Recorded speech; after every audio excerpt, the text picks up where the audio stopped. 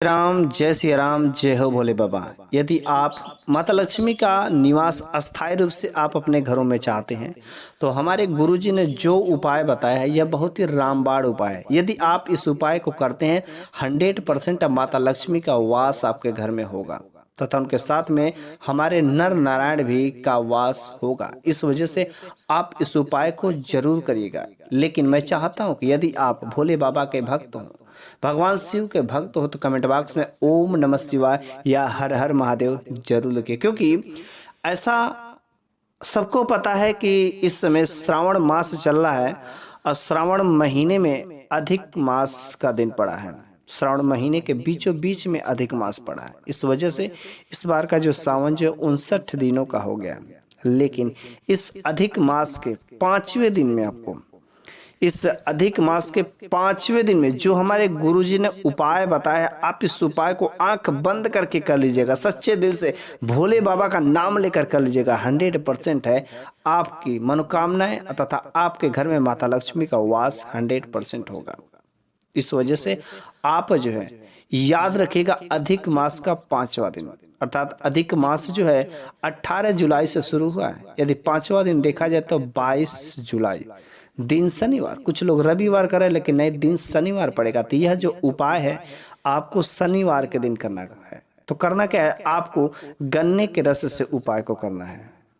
तो आपको मार्केट से लाना है गन्ने का रस। आप जाइए या आपके घर के अगल बगल कहीं गन्ने का रस मिले तो वहां से ले लीजिए। लेकिन याद रखिएगा, गन्ने का रस हमेशा ताज़ा ही होना चाहिए, बासी गन्ने का रस नहीं होना चाहिए कि शाम का गन्ना का रस निकाल करके रख दें उसको सुबह में प्रयोग करना। याद रखिएगा, जब भी हम किसी देवी देवता का कोई भी चीज़ अर्पण करते हैं तो हमेशा वह जितना ही ताज़ा रहता है, फ्रेश रहता है, तो उसका फल हमें मिलते हैं। लेकिन यदि बासी रहेगा तो उसका परिणाम हमारे जीवन पर नहीं दिखाई देते हैं। इस वजह से आप कोशिश यही करिएगा कि गन्ने का रस जो है ताजा होना चाहिए।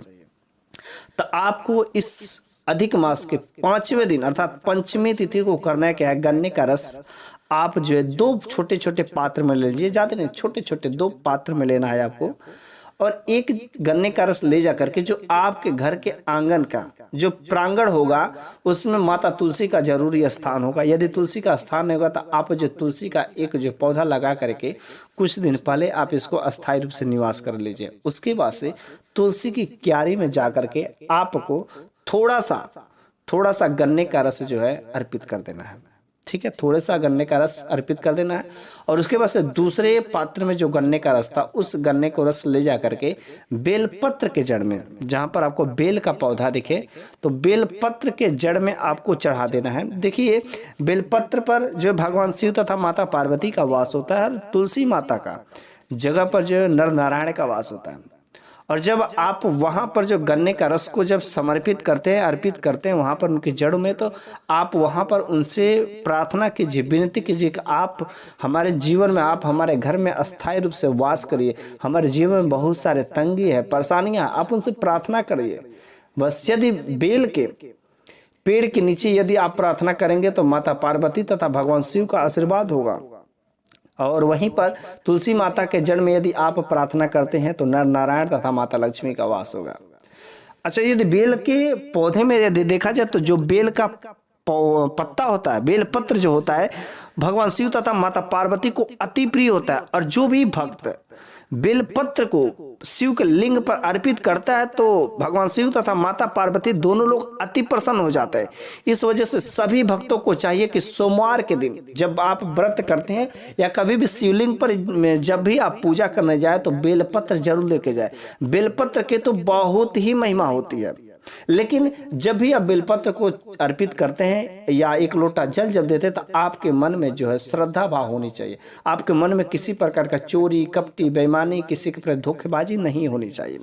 आपका मन शुद्ध सादा, जितना ही सदाबहार रहेगा उतना ही आपके ऊपर उस भोले बाबा तथा माता पार्वती का आशीर्वाद आपके ऊपर रहेगा।